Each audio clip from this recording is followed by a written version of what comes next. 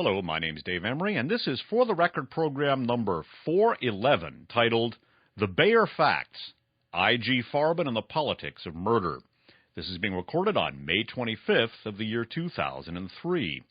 The title refers to the Bayer Company, B-A-Y-E-R, the famous pharmaceutical company that was the maker of aspirin.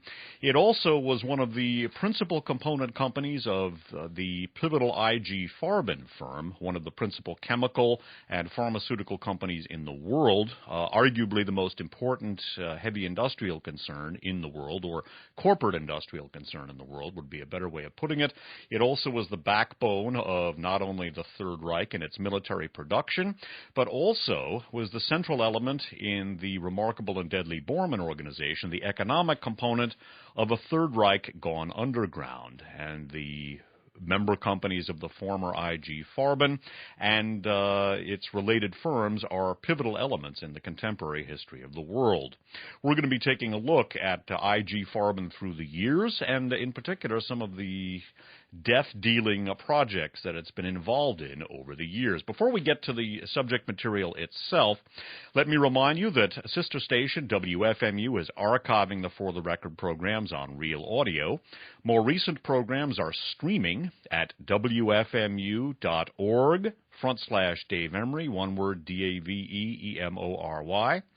Older programs are available for download only on a longer URL that's linked both to the wfmu.org/Dave Emery website and to the Real Audio equipped Spitfire website at spitfirelist.com.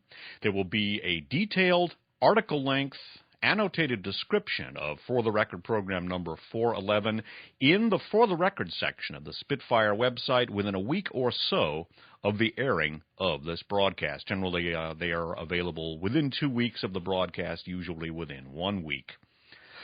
Now, we're going to begin by taking a look at, again, IG Farben, a firm that I've spoken about many times before, a firm that's cropped up in connection with a number of things that we've done in connection with September 11th.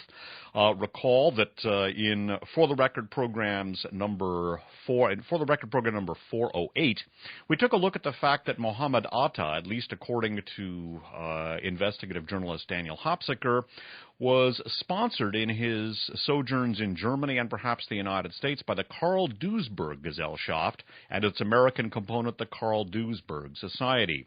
Karl Duisberg was one of the founders of IG Farben and the head of the Bayer Company. We've also looked at the Degussa firm that was part of the IG Farben complex. It manufactured the Zyklon B poison gas for the gas chambers in World War II, and its nuclear subsidiary was responsible for the Third Reich's atomic bomb production, and one of the people that was involved with that, Dr. Gernot Zippe, who developed the gas centrifuge essential for the making of nuclear weapons, in turn had a protege, Karl-Heinz Schaab, who sold software for the mass production of nuclear weapons to Iraq and Saddam Hussein, and who also got gas centrifuge technology to Saddam Hussein. The head of the Degussa Heavy Metals Division in the post-World War II period was former SS scientific officer Dr. Alfred Beecher, who also became a nuclear expert for the former West German government. Now, by way of kicking off the substantive material in this program, we're going to take a look at one of the definitive books about IG Farben. This was authored by Joseph Borken, who was part of the same team that was headed up, the team that was headed up by James Stewart Martin in World War II. He was part of the Economic Warfare section of the Antitrust Division of the Department of Justice and worked under James Stewart Martin during World War II. The book is called The Crime and Punishment of IG Farben, subtitled The Startling Account of the Unholy Alliance of Adolf Hitler and Germany's Great Chemical Combine, published in hardcover by the Free Press, copyright 1979, and the ISBN number is 0029046300. Actually, it's copyright 1978 by the Free Press, a division of Macmillan. Between a discussion of the Höchst Chemical Company, or the Höchst Pharmaceutical Company that we'll be talking about, and before a discussion of the BASF Chemical Company that we'll also be talking about, both major components of IG Farben before, during, and after World War II, Joseph Borman discusses the Bayer Pharmaceutical Company and some of its contributions. Bayer's pharmaceutical venture was even larger than that of Höchst. Out of its laboratories emerged aspirin, the world's most famous home remedy for pain and fever. Bayer was also responsible for the introduction of heroin, which it sold as a cure for morphine addiction and as a cough suppressant especially effective in children. Later, the Bayer laboratories developed methadone in preparation for World War II as a synthetic substitute for morphine. It was originally named Dolafine in honor of Adolf Hitler. Today, methadone is used principally in the treatment of heroin addiction. So an interesting bit of corporate lineage with regard to illegal drug abuse and the ongoing issue of addiction. Now, we're going to jump ahead in time from the pre-World War II period to the contemporary period, and we're going to take a look at an article that was researched for us by a member of the listening audience. This article is from the New York Times of Friday, September 14th of 2001. The article is date-lined London, September 13th. This, of course, was 2 days after the September 11th attacks, and this was 5 days before the first of the Anthrax letters was mailed in the as-yet unsolved Anthrax attacks that were part of the chain of events surrounding September 11th. Recall that the Anthrax letters were sent to the members of the news media and the Democratic Party. This article is by Suzanne Kapner, K-A-P-N-E-R, again dated London, September 13th, 2 days after September 11th, 5 days before the Anthrax letters were mailed. It's headlined, Bayer Won't Sell Drug Unit and Picks Insider as Chief. It reads in part, defying expectations, Bayer AG said today that it would not sell its embattled pharmaceuticals unit after all, and it named a longtime executive, not a fresh face from outside the company, to succeed its chief executive, Manfred Schneider. Though it had made clear that it was not happy about the idea, Bayer seemed to be heeding increased pressure to get out of the drug business. Last month, it was forced to withdraw a cholesterol-lowering drug, Baycol, that had been linked to 52 deaths and is the subject of a class action lawsuit in the United States. Baycol was critical to the drug unit's revenue and profit growth, analysts said, and its withdrawal made plain that Bayer was no longer big enough in the drug business to thrive independently. Analysts and investors had also hoped that a fresh face in the chief executive's office after Mr. Schneider retires in April might make a break with corporate strategy. But Bayer chose Werner Wenning, W-E-N-N-I-N-G, 54, a 30-year veteran of the company, who is now its chief financial officer. Mr. Schneider said today that an outright sale of the drug unit had been ruled out. Quote, despite the major setback, he said, again quoting, these activities remain a core business of the Bayer Group that can contribute substantially to enhancing the company's value. Unquote. Now, 5 days after this article is datelined, the Anthrax attacks took place in the United States. The main producer of Cipro, the anthrax drug, is the Bayer Company. And the effect of the anthrax attacks was to multiply the value of Bayer's stock. That was from the New York Times of September 14th of 2001. We're now going to review an article that we looked at in For the Record program number 335, and this is from the LA Times of October 18th. Of 2001, 1 month and 5 days later, and exactly 1 month after the anthrax attacks took place. On the front page of the business section, we have this article by Charles Pillar headlined, Biotechnology Stocks Are Gaining on Anthrax Scare, subtitled, Pharmaceuticals. Analysts caution investors against betting that the crisis will buoy such firms indefinitely, skipping down. Bayer, the German maker of Cipro, the antibiotic of choice for anthrax infections, is tripling its output of the drug. And Bayer's stock price has risen by more than 33% since the anthrax outbreaks began. So it's very interesting that Bayer did make a decision not to sell its pharmaceuticals unit after the Baycol disaster, and then a few days later an event took place as yet unsolved that was to increase the price of Bayer's stock by 33%. Now, in light of the fact that Bayer, although the company has done a great, its products are essential, and you will find them stocked in every hospital. It also is a company that has its history inextricably linked with the history of mass murder. It is linked to the Third Reich and to the Underground Reich and to the Borman organization, a private foundation named for the head of IG Farben. The Karl Duisberg Gesellschaft was alleged by Daniel Hopsicker to have been the vehicle for sponsoring Mohammed Atta's ventures abroad in Germany and the United States. One wonders about the sudden decision by Bayer not to sell its pharmaceuticals unit, the Anthrax attacks, which took place a few days later, which made that unit very much more profitable.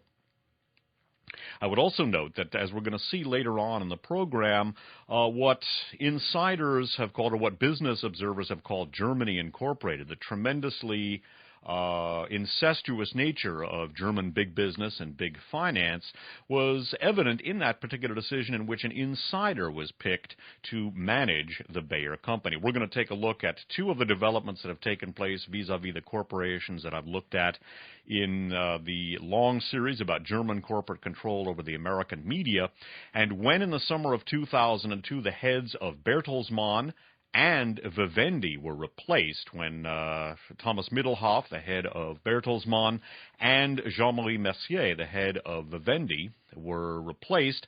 They were replaced with people who had a long history of management with the major companies of what was IG Farben, namely the BASF Chemical Company and Höchst Pharmaceuticals. So we'll take a look at that later. Now, in connection with Bayer and the politics of mass murder, we're going to take a look at another element that has featured prominently in past For the Record programs and in RFA number 16, namely AIDS. We've done a number of different programs, including numerous interviews with guests such as Dr. Leonard Horowitz, talking about AIDS as a biological warfare weapon and the probability that that is, in fact, the origin of AIDS. In For the Record programs 16, among others, we took a look at Dr. Erich Traub, the head of bacteriological and virological warfare for Nazi Germany in World War II, and the fact that Erich Traub and his top assistant, Dr. Anna Burger, were brought to, or Anna Burger, I should say, were brought to the United States and were put to work under the auspices of Project Paperclip. The Merck Pharmaceuticals firm, which has an American branch and a German affiliate, was heavily involved in the manufacturing of the experimental hepatitis B vaccine program. And Dr. Wolf Schmunis, in charge of that vaccine program, also had an interesting history. He was a slave laborer at the IG Farben camps around Auschwitz and appears to have been an employee of the Underground Reich. Also, at one point, a roommate and friend of a young Polish priest named Karol Wojtyla, now and better known as Pope John Paul II. A tip of the hat goes to a member of the listening audience. Several members of the listening audience picked up on this. This article is from the New York Times of May 22nd of 2003. It's co-authored by Walt Bogdanich and Eric Coley, Bodanich and Koli are those gentlemen's last names. The article is datelined as May 22nd of 2003 and headlined, "Two Paths of Bayer Drug in the 80s. Riskier type went overseas." This looks at an allegation that the Bayer AG's Cutter Biological subsidiary manufactured a clotting medicine from blood plasma that was sold to hemophiliacs and that was known to have been infected or contaminated with the HIV virus that causes AIDS. And it was the deliberate continuation of marketing of this drug, known to be an apparent vector for HIV, that is alleged by many people discussed in this article to have produced AIDS in many people overseas, many hemophiliacs overseas. And this was an apparent significant cause of the spreading of AIDS in third world countries. This article reads in part, "A division of the pharmaceutical company Bayer sold millions of dollars of blood-clotting medicine for hemophiliacs, medicine that carried a high risk of transmitting AIDS, to Asia and Latin America in the mid-1980s while selling a new, safer product in the West, according to documents obtained by the New York Times." Again, interjecting here briefly, the fact that these marketing decisions were so dramatically different in the West and in the Third World suggests at least the possibility of a conscious eugenics agenda lurking in the background of this particular marketing decision. Continuing. The Bayer unit, Cutter Biological, introduced its safer medicine in late February of 1984 as evidence mounted that the earlier version was infecting hemophiliacs with HIV. Yet for over a year, the company continued to sell the old medicine overseas, prompting a United States regulator to accuse Cutter of breaking its promise to stop selling the product. By continuing to sell the old version of the life-saving medicine, the records show, Cutter officials were trying to avoid being stuck with large stores of a product that was proving increasingly unmarketable in the United States and Europe. Yet even after it began selling the new product, the company kept making the old medicine for several months more. A telex from Cutter to a distributor suggests one reason behind that decision, too. The company had several fixed-price contracts and believed that the old product would be cheaper to produce. Nearly 2 decades later, the precise human toll of these marketing decisions is difficult, if not impossible, to document. Many patient records are now unavailable, and because an AIDS test was not developed until later in the epidemic, it is difficult to pinpoint when foreign hemophiliacs were infected with HIV, before Cutter began selling its safer medicine, or afterward. But in Hong Kong and Taiwan alone, more than 100 hemophiliacs got HIV after using Cutter's old medicine, according to records and interviews. Many have since died. Cutter also continued to sell the older product after February of 1984 in Malaysia, Singapore, Indonesia, Japan, and Argentina, records show. The Cutter documents, which were produced in connection with lawsuits filed by American hemophiliacs, went largely unnoticed until the Times began asking about them. Quote, "These are the most incriminating internal pharmaceutical industry documents I have ever seen," unquote, said Dr. Sidney M. Wolf, who is director of the Public Citizen Health Research Group, has been investigating the industry's practices for 3 decades. Skipping down. The medicine, called Factor VIII concentrate, essentially provides the missing ingredient without which hemophiliacs' blood cannot clot. By injecting themselves with it, hemophiliacs can stop bleeding or prevent bleeds from starting. Some use it as many as 3 times a week. It has helped hemophiliacs lead normal lives. But in the early years of the AIDS epidemic, it became a killer. The medicine was made using pools of plasma from 10,000 or more donors, and since there was still no screening test for the AIDS virus, it carried a high risk of passing along the disease. Even a tiny number of HIV-positive donors could contaminate an entire pool. In the United States, AIDS was passed on to thousands of hemophiliacs, many of whom died in one of the worst drug-related medical disasters in history. While admitting no wrongdoing, Bayer and 3 other companies that made the concentrate have paid hemophiliacs about $600 million to settle more than 15 years of lawsuits accusing them of making a dangerous product. The Cutter documents, a few of them surfaced in recent years in television and newspaper reports about Cutter's marketing practices, were gleaned from that litigation. But because the documents did not relate directly to the suits, most went uninvestigated. The documents, internal memorandums, minutes of company marketing meetings, and telexes to foreign distributors, reveal and chronicle Cutter's decision to keep exporting the older product after it began making the new one, which was heat-treated to kill HIV. The heat treatment rendered the virus, quote, undetectable, unquote, in the product, according to a government study. There are few available records documenting the actions and decisions of the 3 other American-based companies that also sold unheated concentrate after offering a heated product. Skipping down. Whether Cutter was behaving ethically became an issue in internal company discussions. Quote, "Can we, in good faith, continue to ship non-heat-treated coagulation products to Japan?" a company task force asked in February of 1985, fearing that some of its plasma donors might be HIV positive. The decision, records show, was yes. Taken together, The documents provide an inside view of Qatar's bottom-line strategizing and efforts to manage the flow of information amid growing public anxiety about the safety of its product. When a Hong Kong distributor in late 1984 expressed an interest in the new product, the records show, Qatar asked the distributor to, quote, use up stocks, unquote, of the old medicine before switching to its, quote, safer, better, unquote, product. Obviously, this indicates a substantive knowledge on the part of Qatar that the older medicine was dangerous. Continuing. Several months later, as hemophiliacs in Hong Kong began testing positive for HIV, some local doctors questioned whether Qatar was dumping, quote, AIDS-tainted, unquote, medicine into less developed countries. Still, Qatar assured the distributor that the unheated product posed no severe hazard, unquote, and was the, quote, same fine product we have supplied for years, unquote. Skipping down.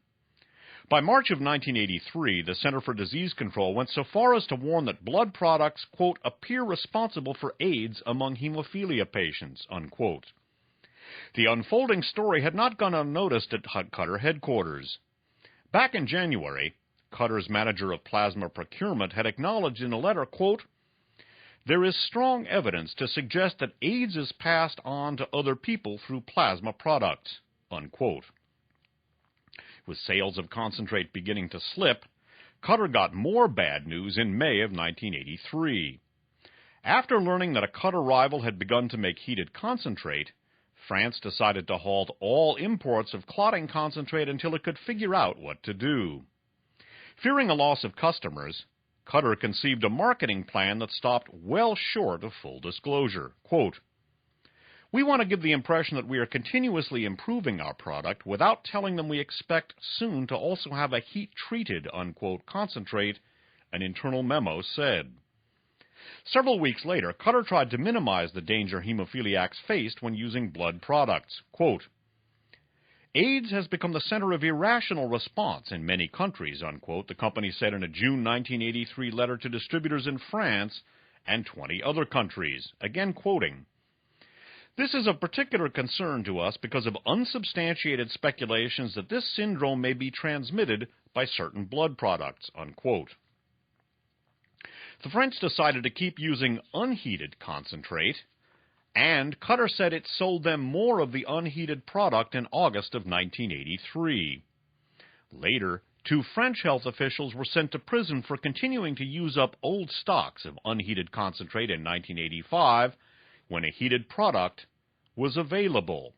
And I would note that, as will be discussed later in the program, IG Farben and its member companies continue to have pivotal influence in France. They retained effective control of the French chemical and pharmaceutical industries, and eventually Ronpoulin, the French state-owned pharmaceutical company, merged with Hoechst, one of the major IG companies, and the executive who presided over that merger was Jean-René Fortu, who was later appointed to be the head of Vivendi, the media firm, when Jean-Marie Messier resigned. More about that inside 2 of the program.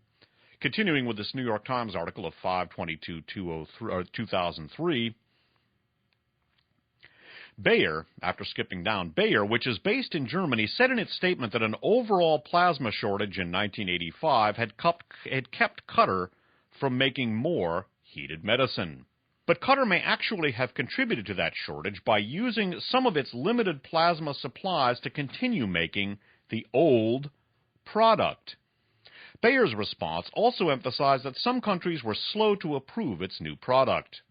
For example, Bayer said, procedural requirements, unquote, imposed by Taiwan had delayed its ability to apply for registration, unquote, and had led to other delays as well. But an official at Taiwan's health department, Xu Chen-ven, said recently that Qatar had not applied for permission to sell the new safer medicine until July of 1985, about a year and a half after it began doing so in the United States. In one case, records show, Qatar officials even discussed trying to delay Japan's approval of heated concentrate so the company shed stocks of the older product. Bayer said Qatar did not act on that idea. Excuse me. Interesting that, again, we certainly appear to be looking at a deliberate and, at best, cynical decision to continue marketing a deadly drug to hemophiliacs in the third world while arriving at an earlier decision to market a safer drug to people in the first world. This is not something that is to be viewed lightly in light of the Bayer Company's history. Although it's done a lot of good, it is, again, one of the principal companies of IG Farben and has a long history of involvement with the politics of murder. It also became a primary element of the Borman organization in the post-World War II period. We're going to review some information about Martin Bormann and IG Farben head Hermann Schmitz and the role of IG Farben with the Borman flight capital program that led to the economic component of a post-war underground Reich. Referring once again to the book Martin Bormann, Nazi in Exile by the brilliant and heroic Paul Manning, published in hardcover by Lyle Stewart in hardcover. Again, copyright 1981, copyright by the Manning family of IG Farben, Hermann Schmitz, Martin Bormann, and the Borman Flight Capital Program. In testimony later given to Nuremberg investigators, Schmitz praised Bormann for the way he had directed the distribution of German assets around the world. His own Farben organization had, of course, contributed to the success of that operation. Every regional representative working for Hermann Schmitz was an exceptional businessman, or he would not have been with IG. All had contributed sound advice in their areas of competence, the regions of the world where they represented Farben, while keeping an eye on the subsidiaries of the parent concern and the 700 hidden corporations they controlled. They had provided assistance and continuing guidance in establishing the 750 new companies created on order of Bormann, who wanted more than hidden assets. Bormann wanted the money and patents and technicians put to work to create even greater assets that would bolster Germany in the post-war years. In their meetings in the Chancellery, both men checked over the figures of sums dispersed, and they were accurate to the pfennig. And this was the IG Farben role in the Borman Flight Capital Program. There will be detailed annotated descriptions, a detailed annotated description of For the Record program number 411 in the For the Record section of the Spitfire website within a week or so of the airing of this program. The Spitfire website is spitfirelist.com. WFMU is archiving the For the Record program's recent program streaming at wfmu.org/Dave Emery. Older programs for download only on Real Audio at a longer URL linked to both the For the Record section of the Spitfire website and to the wfmu.org/Dave Emery website. Spitfire can be emailed at mail@spitfirelist.com and reached by snail mail at P.O. Box 1179, Ben Lomond, California, 95005. This concludes Side 1 of For the Record program number 411, The Bayer Facts, IG Farben and the Politics of Murder, being recorded on May 25th of 2003. My name's Dave Emery. Thanks for listening.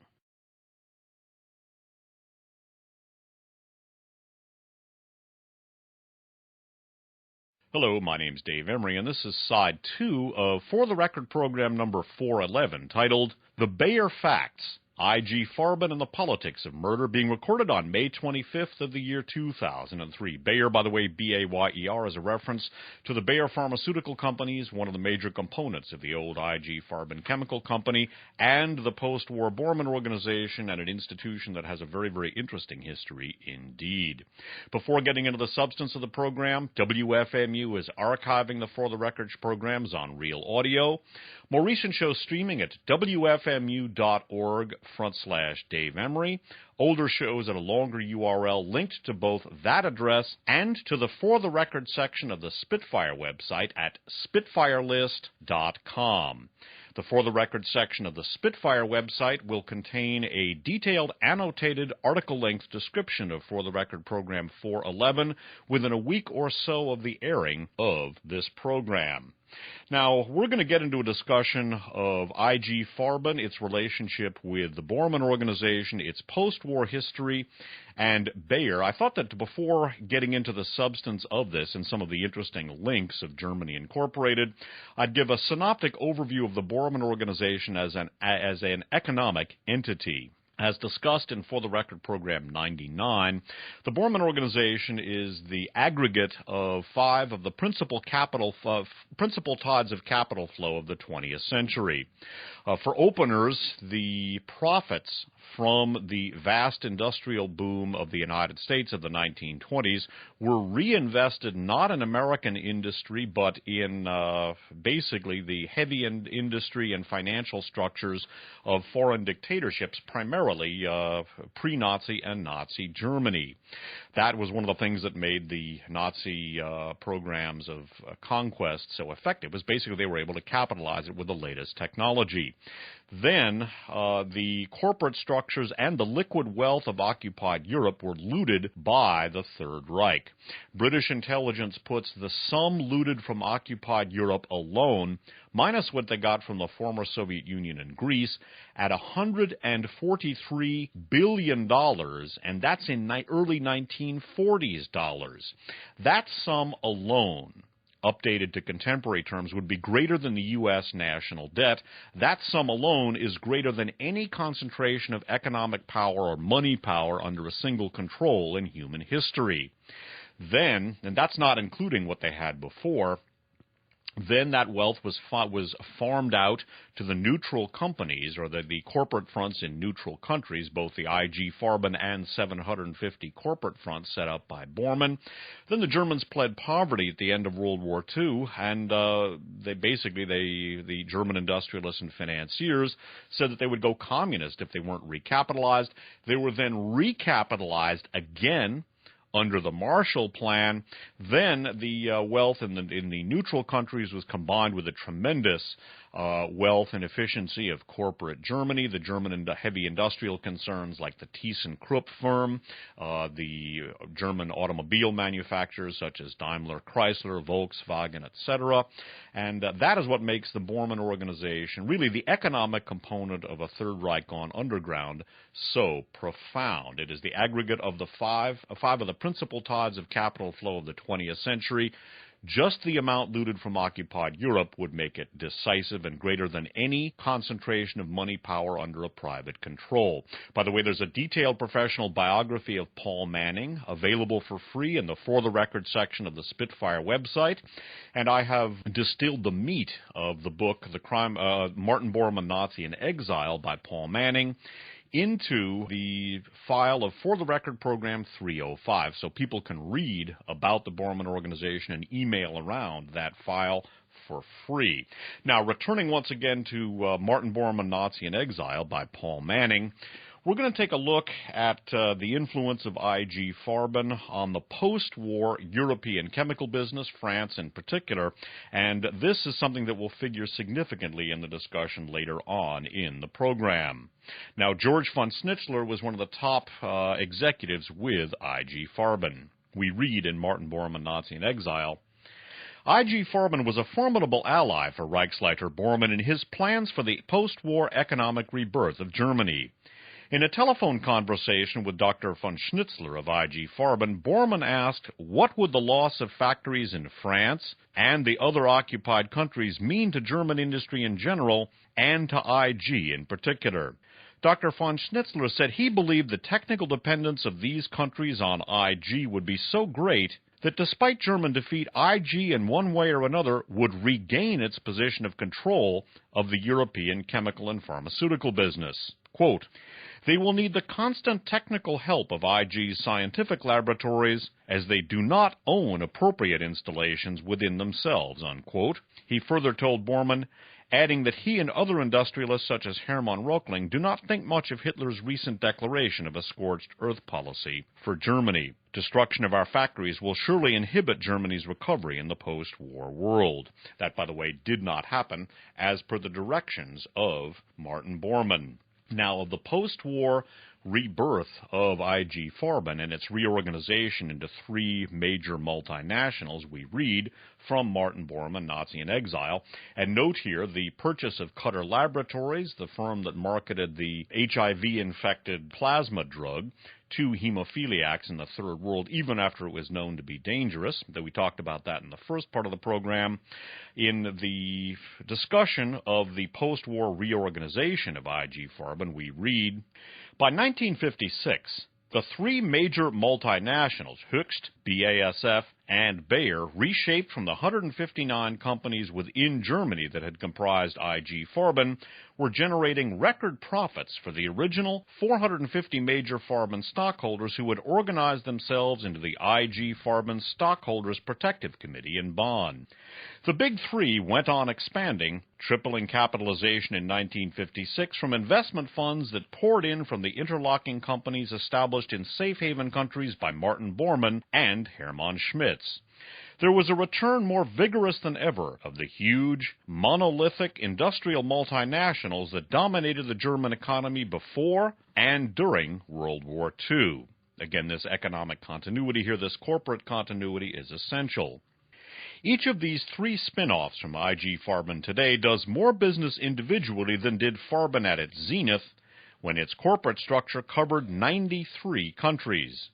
BASF and Bayer individually boast worldwide sales of nearly $10 billion annually, while Höchst, now the world's largest chemical company, generated $16.01 billion in worldwide sales in 1980.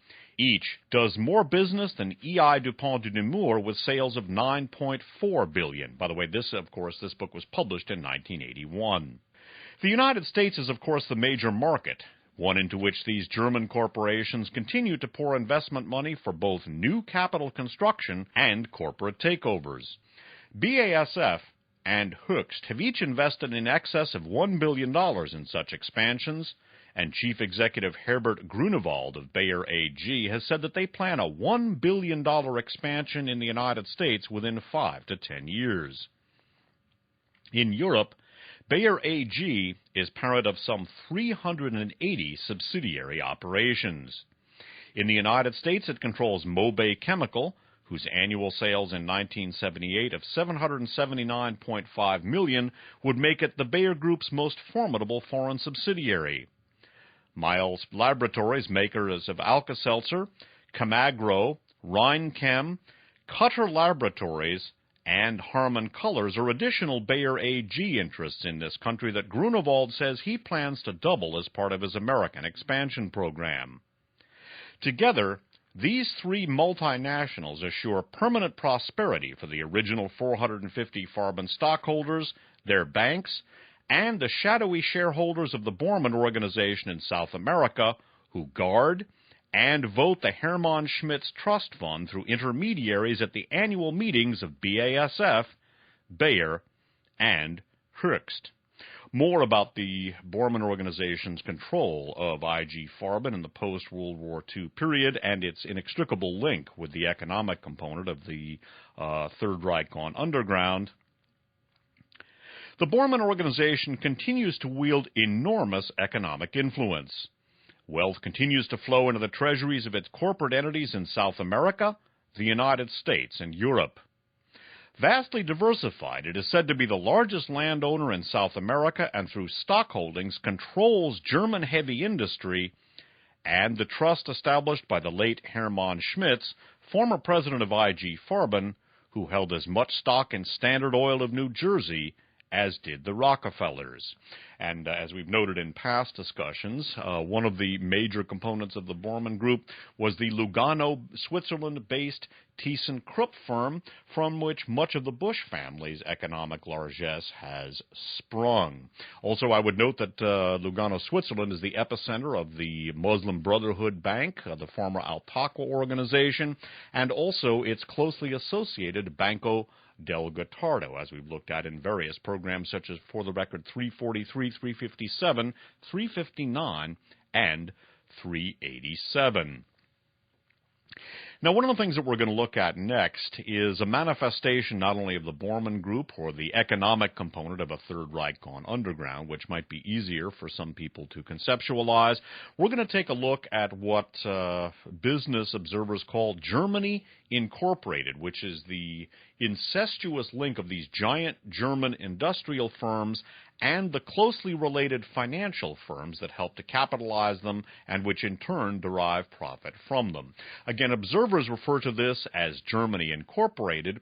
What we're going to look at in the next two items is a manifestation of Germany Incorporated. Now, I've done a long series of For the Record programs about the German corporate control of American media. Two of the principal focal points of those programs are the Bertelsmann firm and the Vivendi firm in France. Vivendi is descended from the La Compagnie Générale des Eaux, a principal French utility firm. It was diversified into the media later on and became one of the largest media companies in the world. Bertelsmann was the largest manufacturer of books for the Wehrmacht in World War II and manufactured all of the books for the SS. Its head at the time, Heinrich Mohn, was a, quote, honorary, unquote, member of the SS, helped to finance the SS, and in turn, Bertelsmann AG appears to have retained clandestinely some of its character. Its top historian, corporate historian, Dr. Dirk Bovendam, has marketed books, the last of which was republished in 1998, blaming World War II on the United States, Franklin Roosevelt, and Jewish control of the American media, which is certainly an interesting take on world history. Now, in the summer of 2002, due to the tremendous downturns in the capital markets produced by the bursting of the American stock market bubble, the heads of both Bertelsmann and Vivendi were replaced. Now, bear in mind, these are media companies. We're going to take a look at the professional backgrounds of Günther Thielen, who succeeded Thomas Middelhoff as the head of Bertelsmann, which, bear in mind, is 92% controlled by the Bertelsmann Foundation, a private foundation. And we're going to take a look at the professional resume of Jean-René Fortu, who succeeded Jean-Marie Messier as the head of Vivendi. First, from a German website, Überstepp 21, there is the professional resume, or a synoptic account of the professional resume of Günther Thielen, last name Thielen, and discussing his vocational stations, we find 1970, different leading positions group of BASF, Ludwigshafen. That is one of the major components, one of the major companies, along with Höchst and Bayer, that came out of IG Farben. 1976, technical manager, Winter Resounding Refinery at Kassel. That again working for BASF. 1980, chairman of the management, it says Muzzle More Belcher. This is an idiomatic translation in Nuremberg. That again working with and for BASF, one of the major companies that came out of IG Farben. Again, this is an illustration of what is called Germany Incorporated. In past discussions of Bertelsmann, I've noted that Reinhard Mohn, in this, by the way, from the book Global Dreams, multinational corporations, or imperial corporations, and I've forgotten its subtitle, by the way. The book is called Global Dreams, and in that book, there is a discussion of Reinhard Mohn, the son of Heinrich Mohn. He was able to maneuver one of his protégés, Dieter Vogel, into the head position at the Thyssen AG firm. That is interesting as well and indicates the clout of Reinhard Mohn, and is yet another example of, at one level, what business observers call Germany Incorporated, and what at another level we have come to understand as the Borman Organization. Again, I can appreciate that's an arcane reference and sounds frivolous and conspiratorial as anything, but it's very conspiratorial, but it is not at all frivolous. And again, I refer people to, among other programs, or among other descriptions, the professional resume of the late Paul Manning, and to the distilled work of his book, Martin Bormann and Nazi in Exile. The distillate is contained in the description for the Record Program 305. There are numerous program descriptions and real audio files available from WFMU, and you can get the CD-ROMs about this from Spitfire. Now, we're going to turn next, bearing in mind the passage from Martin Borman, Nazi in Exile, that we looked at earlier about George von Schnitzler's ruminations concerning the dependence of the French chemical and pharmaceutical industry and those of Europe in general upon IG Farben. We're going to take a look at the professional resume of Jean-René Fortu. This is from The Guardian of Monday, July 8th of 2002, and they contained a summation of Jean-René Fortu's professional resume. Jean-René Fortu is the man with the unenviable task of rescuing the world's second-largest media group from a group of angry bankers and shareholders. Vivendi Universal has had a tumultuous year, culminating in the resignation of Jean-Marie Messier at the beginning of July. Mr. Fortu's task is immense. He must restore investor confidence in a sprawling pay-TV, telecommunications, internet, music, and film group that has seen its share price plunge 70% in the first 6 months of the year. Skipping down. Mr. Fortu graduated in 1960 from the École Polytechnique, France's top business school and the training ground for Mr. Messier, and joined management consultancy Bossard, where he was chief executive and chairman between 1972 and 1986. Ron Poulon, the drugs manufacturer, by the way, not mentioned here, but it was a state-owned company that was later privatized, beginning again, Ron Poulon, the drugs manufacturer, recruited Mr. Fortu as chairman and chief executive in 1986. In 2000, the company merged with Höchst of Germany to form Aventis, where he was vice chairman. He is firmly entrenched as a member of the old guard of the French business community. As we've looked at in numerous programs and as is discussed in For the Record 305, corporate France was controlled by corporate Germany in the pre-World War II period and, to an even greater extent, during the occupation and the post-war period. And we've looked at that in, among other programs, For the Record Broadcast 372. In the recent face-off between the United States and Britain on the one hand and Germany and France on the other, the French were basically used as the point element, but one should bear in mind that the economic occupation of France never really ended, and that one of the things that one is looking at in that confrontation that I described as Anglo-Saxonia versus Germania is the continued control of corporate France by corporate Germany. That was epitomized not only and also the manifestation of Germany Incorporated in the Günther Thielen, formerly BASF executives' succession to the head of Bertelsmann, and Jean-René Fortu's succession to the head of Vivendi, and they both have a common history with the member companies of IG Farben. One of the things that we've looked at in For the Record 194, and again in For the Record 276 and 278, is the CDU funding scandal and the complex scandal around the old Leuna facility in the former East Germany. From the Financial Times of Tuesday, April 22nd of 2003, we read the following. Speaking of the CDU funding scandal and its influence on French politicians, this could yet throw light on kickbacks paid by ELF, that's Total Fina ELF, over a deal between Mr. Mitterrand and German ex-Chancellor Helmut Kohl to invest in the Leuna refinery in East Germany, an affair which helped to bring Mr. Kohl down. And I would note that the ELF and CDU funding scandal continues to be investigated and is sort of a professional sword of Damocles that continues to be held over the French government. A number of people, including Alfred Sylvain and also Karl-Heinz Schreiber, who has basically sought refuge in Canada, have threatened to spill the beans and to bring down a lot of people in France and Germany. We're going to look at what is called by military historians the Battle of Leuna. This was the bombing of the Leuna synthetic oil facility in Germany during World War II.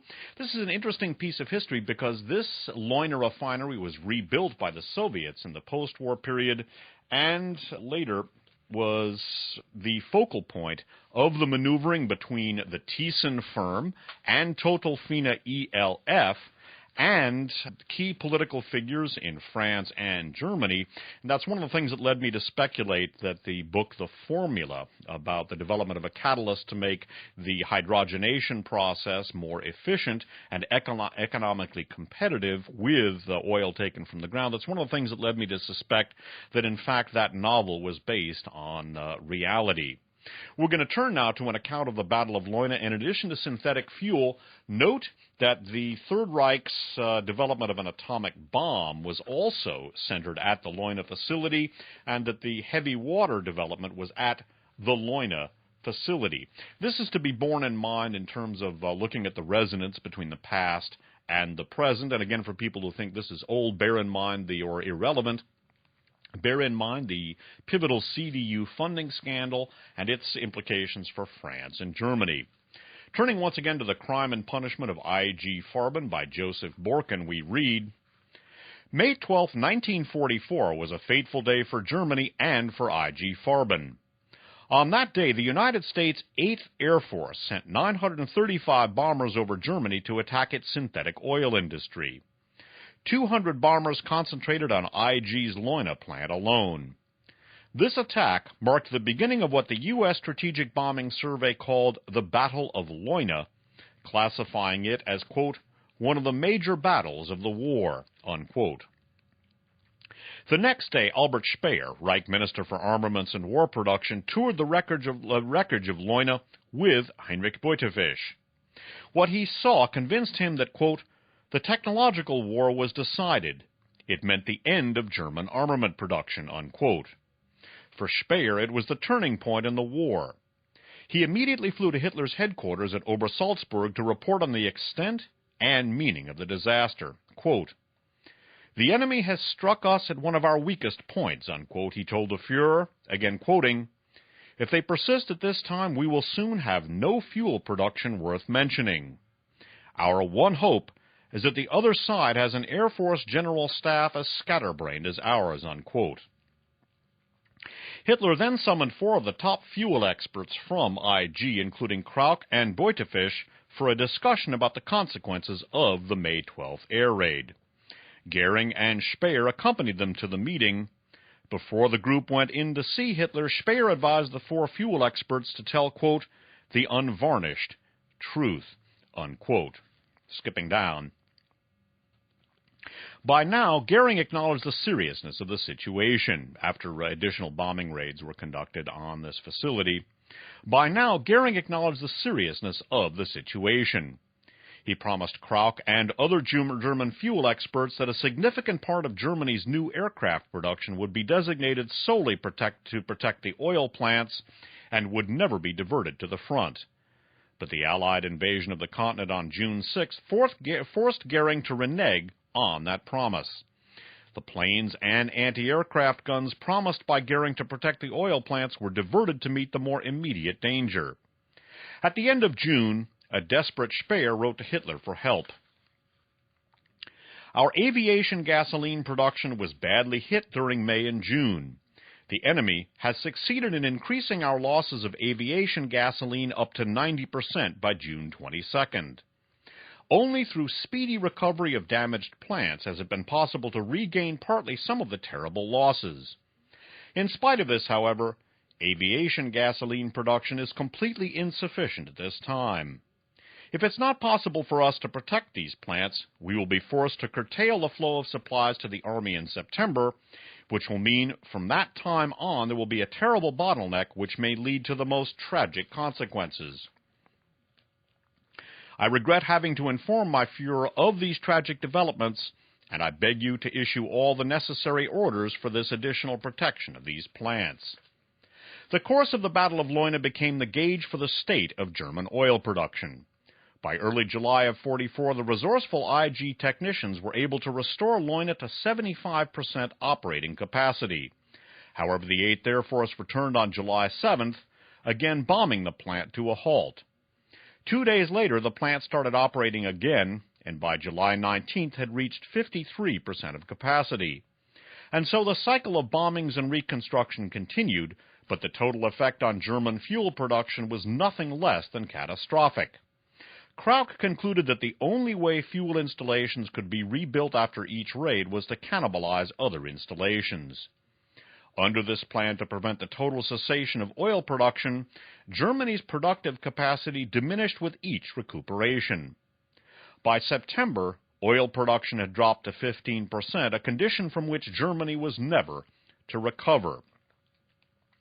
The intensive bombing of Leuna led to a curious confrontation between Beutefisch, who was in charge of Leuna, and Paul Hartek, a leading nuclear scientist working on Germany's atomic bomb project. By the way, this was under the auspices of Degussa, also closely linked to IG Farben, and it was people such as Gernot Zippe and his protege Karl-Heinz Schaub and the post-war Degussa firm that helped to equip Saddam Hussein with some of his nascent nuclear capability, as discussed in For the Record 395.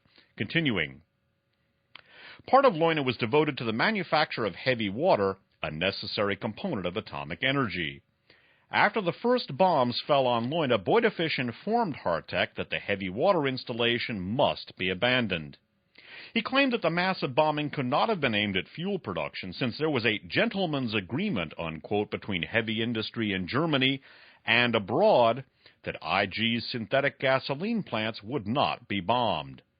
The only explanation for the raids against Leuna, therefore, was the heavy water facility. So again, the resonance between the past and the present, the corporate connections to the German heavy industrial nexus, including IG Farben and the Borman Group, front and center, and resonating forward to the present and the arming of Saddam Hussein, among other things. WFMU archiving the For the Record shows, recent shows streaming at wfmu.org/Dave Emery. Older programs available at a longer URL linked to both that web address and to www.spitfirelist.com.